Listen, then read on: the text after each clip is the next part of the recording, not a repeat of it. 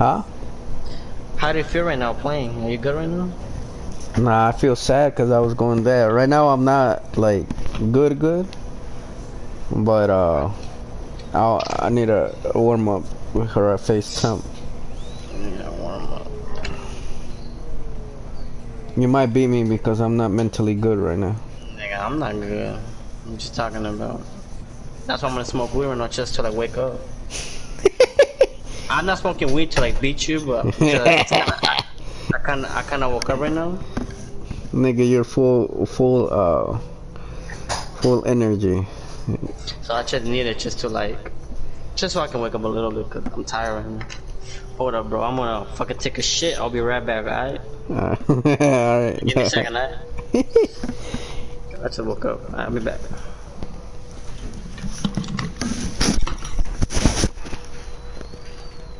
They just looked so washed out before, especially during the initial confrontation between Ben Kenobi and Darth Vader. In fact, at one point during the fight, Vader's lightsaber doesn't even look red. It looks like it has the color sucked out of it, drained of all personality and memorability. In comparison to the 2011 Blu-ray versions of the films, the originals just can't hold a candle. Lightsabers appear revitalized and powerful. The colors look more prominent and even the shape of the beam looks straighter and more elegant.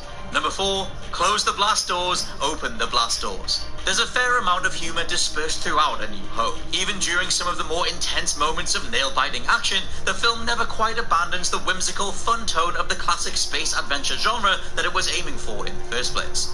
No, it wasn't until Empire Strikes Back that the series took a slightly darker turn, emphasizing themes of betrayal and hopelessness in the face of insurmountable odds. By comparison, A New Hope isn't anywhere near as brooding or dreary, and it's why it's so rewatchable. With that in mind, it's surprising just how many opportunities for additional humor were passed up in the original version of the film. Thankfully, these opportunities were later capitalized on in the special editions, giving a few select scenes that comical edge that they always deserved.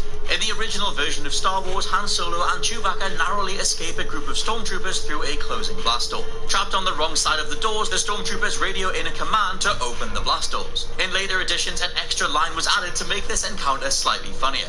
Just before Han and Chewie make their escape, one of the stormtroopers can be heard requesting to close the blast doors, only to have the decision immediately backfire as the two heroes vanish through the closing doors. Call it the most minuscule thing ever, but the whole tone of A New Hope is so enjoyable and so much of a fun ride that this stuff only goes alongside everything else. Number 3, Biggs Darklighter. In the 1977 original version of Star Wars, Biggs Darklighter was something of a mystery, an enigmatic figure who was mentioned casually in conversation but rarely seen. Early on in the film, we learned that Biggs and Luke are close friends who grew up on Tatooine together. We also learned that Biggs had left his home to join the rebellion against the Empire. During the final battle of Yavin, we even hear Luke request Biggs' assistance before Biggs' X-Wing is blasted into pieces. As if to make matters worse, despite the two characters apparently being childhood friends, Luke barely even registers Biggs' untimely death. In the 1997 version of the film, though, all that changed. An and Biggs reuniting in the hangar bay, finally embracing one another after being separated for so long.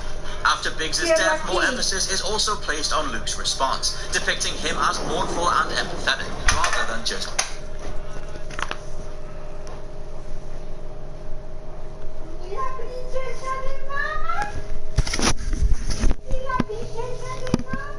different. Number 2, the Stormtrooper Corridor Chase. One of many people's favorite moments from the original Star Wars, a scene that's been parodied and replicated to death, was made even better. To be totally honest, the original version of this doesn't really make that much sense. The